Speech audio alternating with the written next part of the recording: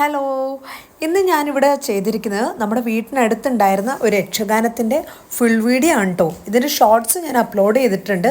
നമ്മളിത് അവിടെ എത്തിയപ്പോൾ തന്നെ അവരുടെ ഒരു അണിയറ കണ്ടു. അവിടെയാണ് ഈ യക്ഷഗാനത്തിന് വേണ്ടിയിട്ടുള്ള ആൾക്കാരൊക്കെ ചമയം ചെയ്തുകൊണ്ടിരുന്നത്.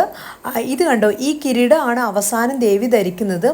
ഇവിടെ നമുക്ക് ദേവിയുടെ ഒരു പ്രതിഷ്ഠയും അതിനോട് ചേർന്നിട്ട് ഒരു പൂജാരി പ്രസാദം കൊടുക്കുന്നതും കാണാൻ കഴിഞ്ഞു. അവിടെ കുഞ്ചു ഭണ്ണാരത്തിൽ പൈസ ഇട്ടു. അത് കഴിഞ്ഞിട്ട് ഞങ്ങളും അവിടുന്ന് പ്രസാദം വാങ്ങിച്ചു. ഇത് കട്ടിൽ ശ്രീ ദുർഗാ പരമേശ്വരി ക്ഷേത്രത്തിൻ്റെ പ്രതീകമായിട്ടാണ് അവരിങ്ങനെ ഇവിടെ ചെയ്തിരിക്കുന്നത്. അപ്പോൾ അതിനകത്ത് ഓരോരോ വേഷങ്ങൾ അണിഞ്ഞുകൊണ്ടിരിക്കുകയായിരുന്നു. അപ്പോൾ ആദ്യം ഞാൻ കുഞ്ചുവിനോട് പറഞ്ഞു നമുക്ക് അവരുടെ കൂടെ നിന്ന് ഫോട്ടോ എടുക്കാമെന്ന്. പക്ഷെ അവന് പേടിയായി. പിന്നെ നമ്മൾ തിരിച്ചെത്തിയപ്പോഴത്തേനും അതിനിടയിൽ ഞങ്ങൾ ഭക്ഷണം കഴിച്ചു കേട്ടോ.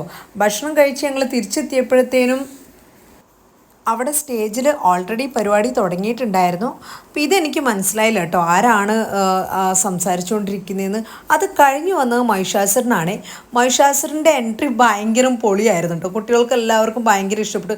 ശരിക്കും ഉറക്കം തൂങ്ങി നിന്ന ആൾക്കാർ പോലും മഹിഷാസുരൻ്റെ എൻട്രി കാണാൻ വേണ്ടി എഴുന്നേറ്റിരിക്കുകയാണ് കേട്ടോ ചെയ്തത്. അപ്പോൾ കയ്യിലൊരു ഓലച്ചൂട്ടെന്നാണ് ഞങ്ങൾ പറയുക. ഈ ഓലച്ചൂട്ടൊക്കെ എടുത്തിട്ട് അതിൽ തീ ആളി കത്തിച്ചുകൊണ്ടാണ് മഹിഷാസുരൻ്റെ ഒരു രംഗപ്രവേശം ഉണ്ടായിരുന്നത്. ഈ കഥ എല്ലാവർക്കും അറിയാമെന്ന് തോന്നുന്നു. മഹിഷാസുരനെ വധിക്കാൻ വരുന്ന ദേവി, അല്ലെങ്കിൽ മഹിഷാസുര മർദ്ദിനി എന്നാണ് ദേവി ചില സ്ഥലങ്ങളിൽ അറിയപ്പെടുന്നത്.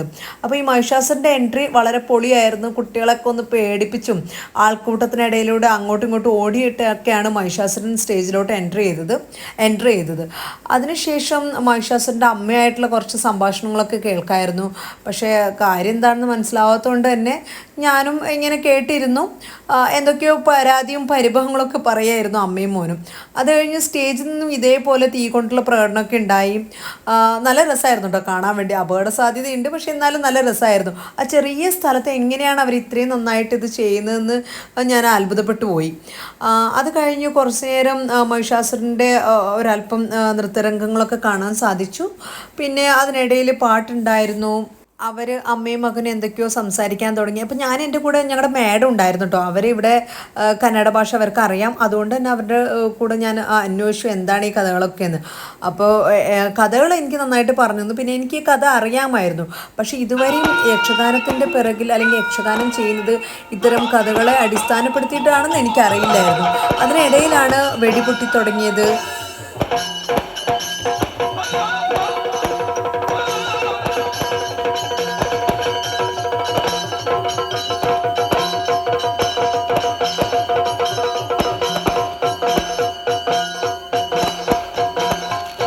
പിന്നെ വെടിപൊട്ടി കഴിഞ്ഞിട്ട് അടുത്ത അസുരന്മാരുടെ രംഗപ്രവേശമായിരുന്നു കേട്ടോ.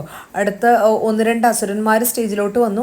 അവർ തമ്മിലുള്ള സംഭാഷണവും അവർ പല കാര്യങ്ങളും പറയുന്നതും അവരുടെ നൃത്തത്തിൻ്റെ ഒരു രീതി നോക്കി ഇത്രയും തവണ അദ്ദേഹം വട്ടം കറങ്ങി ചാടി കളിക്കുമ്പോൾ ഞങ്ങളിങ്ങനെ ആലോചിക്കായിരുന്നു എങ്ങനെയാണ് ഇവർക്ക് ബാലൻസ് കിട്ടുന്നത്. പക്ഷെ നല്ല പ്രാക്ടീസ് ഉണ്ടാവും. ഈ അസുരന്മാർ തമ്മിൽ പരസ്പരം എന്തൊക്കെയോ സംസാരിക്കുന്ന കണ്ടു. ഇവരിതൊക്കെ സംസാരിച്ച് കഴിഞ്ഞിട്ട് പിന്നീട് ദേവന്മാരുടെ ഒരു എൻട്രി ആണ് കേട്ടോ കാണിച്ചത്. ഈ കാണുന്നത് ദേവന്മാരാണ്. ദേവന്മാർ എന്ന് പറഞ്ഞിട്ട് 3 പേരുടെ എൻട്രി കാണിക്കുന്നുണ്ട്. അതിൽ 3 പേരും സ്റ്റേജിലോട്ട് രംഗപ്രവേശം ചെയ്തതിന് ശേഷം ഭയങ്കരമായിട്ടുള്ള ചാട്ടമായിരുന്നു കേട്ടോ. ആ ചാട്ടം കണ്ട് തന്നെ ഞാനത് മുഴുവനായിട്ട് ഉൾപ്പെടുത്തിയിട്ടുണ്ട്. കാരണം അദ്ദേഹത്തിൻ്റെ ആ എഫേർട്ട് നിങ്ങളാരും കാണാതെ പോരുതെന്ന് എനിക്ക് തോന്നി.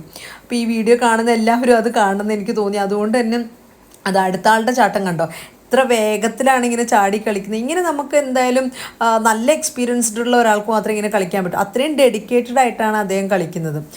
അപ്പോൾ അത് കഴിഞ്ഞിട്ട് വന്നത് ദേവേന്ദ്രനാണെന്നാണ് എൻ്റെ ഒരു കണക്ക്.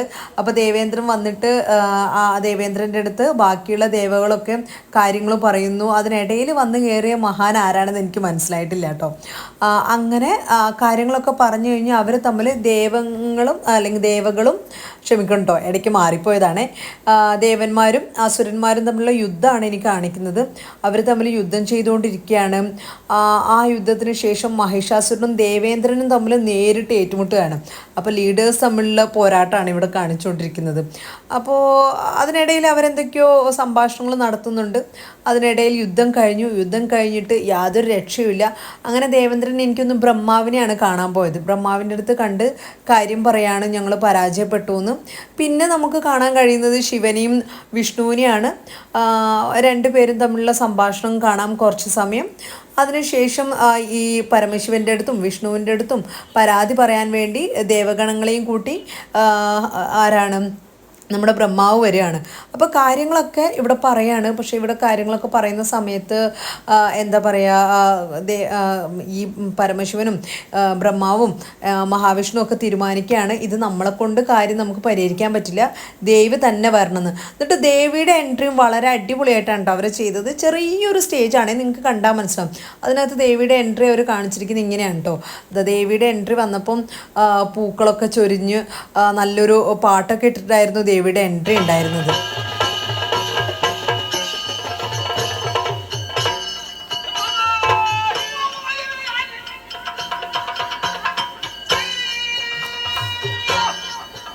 അത് കഴിഞ്ഞിട്ട് ദേവിയോട് കാര്യം പറയുന്നു. അപ്പോൾ ദേവി അത് പരിഹരിക്കാം എന്നുള്ള രീതിയിൽ ദേവിയുടെ സിംഹത്തിനെയും കൂട്ടുപിടിച്ച് യാത്രയാവുകയാണ് മഹിഷാസുരനെ നേരിട്ട് കാണാൻ വേണ്ടി. ഇനിയുള്ള ഭാഗമാണ് കേട്ടോ പൊളി. ദേവിയും മഹിഷാസുരനും തമ്മിലുള്ള ആ ഒരു യുദ്ധമൊക്കെ കാണിക്കുന്നുണ്ട്. അപ്പോൾ മഹിഷാസുരൻ കയറി വരുന്നു. ദേവിയുടെ കൈയൊക്കെ സെറ്റ് ചെയ്ത് നോക്കും, നന്നായിട്ടില്ലേ. അങ്ങനെ അവർ രണ്ടുപേരിലും യുദ്ധം നടന്നുകൊണ്ടിരിക്കുകയാണ്. അപ്പം ഇത്രയും ചെറിയ സ്ഥലത്ത് വെച്ച് അവിടെ സിംഹമുണ്ട് സ്റ്റേജിനകത്ത്, ദേവിയും മഹിഷാസുരനും, പിന്നെ പിറകിൽ കാണാമല്ലോ അല്ലേ പാട്ട് വാദ്യോപകരണങ്ങളൊക്കെ വായിക്കുന്ന ആൾക്കാരും ഉണ്ട്. അപ്പോൾ അവർ തമ്മിൽ യുദ്ധം ഇങ്ങനെ നടന്നുകൊണ്ടിരിക്കുകയാണ്. അതിനിടയിൽ കുറച്ച് സംഭാഷണങ്ങളൊക്കെ ഉണ്ടായിരുന്നു കേട്ടോ. പിന്നെ ഞാനത് മനസ്സിലാവാത്ത കാരണം ഞാനത് കട്ട് ചെയ്താണ്. ഞാൻ തന്നെ കഥ പറയാമെന്ന് ഞാൻ വിചാരിച്ചു. വീണ്ടും എന്താണ് മഹിഷാസുരൻ്റെ ഭാഗം മഹിഷാസുരൻ ചെയ്തുകൊണ്ടിരിക്കുകയാണ്. അത് കഴിഞ്ഞിട്ടാണ് പിന്നീട് ദേവിയുടെ ഭാഗം വരുന്നത്. ദേവിയുമായിട്ടുള്ള പിന്നെ രണ്ടുപേരും തമ്മിലുള്ള യുദ്ധം കാണിക്കുന്നു. ഇതിനിടയിൽ ദേവി തൻ്റെ സിംഹത്തിനോട് പറയുകയാണ് മഹിഷാസുരനെ നേരിടാൻ വേണ്ടിയിട്ട്. അപ്പോൾ ആ ഒരു ഭാഗത്ത് മഹിഷാസുരൻ അവിടെ ഇരിക്കുന്ന സമയത്ത് സിംഹം പോയി മഹിഷാസുരനെ വധിക്കാൻ ശ്രമിക്കുന്നതായിട്ടുള്ള ഒരു രംഗം കൂടെ അവർ കാണിക്കുന്നുണ്ട് കേട്ടോ. അപ്പോൾ അവിടെ മഹിഷാസുരൻ എന്താണ് സിംഹത്താലൊന്നും ഞാൻ വധിക്കപ്പെടില്ല എന്ന് പറഞ്ഞിട്ടുള്ള ആ ഒരു ആറ്റിറ്റ്യൂഡിലാണ് മഹിഷാസുരൻ ഇരിക്കുന്നത്. എന്ത് തന്നെ ചെയ്തോളൂ, എന്നെ കൊല്ലാൻ സാധിക്കില്ല എന്ന് പറഞ്ഞിട്ടാണ് മഹിഷാസുരനും ഇരിക്കുന്നത്. ആ സിംഹത്തിനെ തട്ടി മാറ്റിക്കളയാണ് മഹിഷാസുരൻ ചെയ്യുന്നത്. അത് കഴിഞ്ഞിട്ട് വീണ്ടും ദേവി തന്നെ നേരിട്ട് ഏറ്റുമുട്ടുകയും മഹിഷാസുരൻ്റെ തല ഇറക്കുകയാണ് കേട്ടോ ചെയ്യുന്നത്. അത് കഴിഞ്ഞതോട് കൂടിയിട്ട് ആ ഒരു ഭാഗം കഥ അവസാനിക്കുകയാണ്. അവിടെ ഇന്ദ്രനും ബാക്കിയുള്ള ദേവന്മാരും എല്ലാം വന്നിട്ട് ദേവിയെ പൂജിക്കുകയും അങ്ങനെ ആ ഭാഗം കഥ അവസാനിക്കുകയാണ് കേട്ടോ ചെയ്യുന്നത്. അതോടുകൂടിയിട്ട് ആ ഒരു കഥ അവസാനിച്ചു. പിന്നെ വീണ്ടും കഥ ഉണ്ടാവുന്നുണ്ട്, പക്ഷെ ഞങ്ങളത് കാണാൻ നിന്നില്ല. അപ്പോൾ ഇതാണ് കേട്ടോ ഇതാണ് കേട്ടോ ഈ യക്ഷഗാനത്തിലെ ഈ ഒരു കഥ എന്ന് പറയുന്നത്. അപ്പോൾ എനിക്ക് തോന്നുന്നു വളരെ കളർഫുള്ളായിട്ട് ചെയ്തിരിക്കുന്നു. നമുക്ക് കഥ അറിയാവുന്നവർക്ക് താല്പര്യപൂർവ്വം കണ്ടു നിൽക്കാൻ പറ്റുന്ന ഒരു കലാരൂപം കൂടെയാണ് യക്ഷഗാനം എന്ന് പറയുന്നത്. എനിക്ക് ശരിക്കും പറഞ്ഞാൽ ഇപ്പോഴത്തെ കാലത്തുള്ള പല മോഡേൺ കലാരൂപങ്ങളും അതിനടിമപ്പെട്ടതുകൊണ്ടായിരിക്കാം എനിക്ക് ഇതുവരെ ഇതിൻ്റെ പ്രാധാന്യം അറിയില്ലായിരുന്നു. പക്ഷെ കഴിഞ്ഞ തവണ അവിടെ ചെന്ന് കണ്ടപ്പോഴാണ് ഞാൻ മനസ്സിലാക്കിയത് എത്രത്തോളം ഭംഗിയുള്ളതാണെന്ന്. അപ്പോൾ എല്ലാവരും ലൈക്ക് ചെയ്യണേ.